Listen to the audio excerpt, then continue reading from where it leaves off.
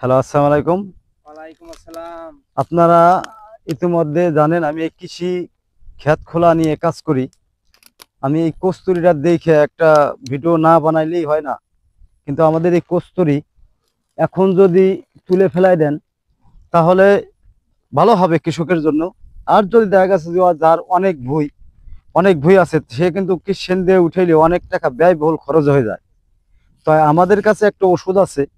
এই ওষুধটা দিলে আপনার যে কস্তুরীর যে শিকড়টা আছে, এই শিকড়টা আলাদা হয়ে যাবে। এরকম এই শিকড়টা আলাদা হয়ে যায়, এই শিকড়টা মাটি হয়ে যাবে, যেমন জৈব সারের কাজ করবে। আপনার এই শিকড়টা জৈব সারের কাজ করবে। আর উপরের যে এরকম হয়ে যাবে, এরকম হওয়ার পরে এটা শুকিয়ে একবার একটা খ্যারের মতো হয়ে যাবে।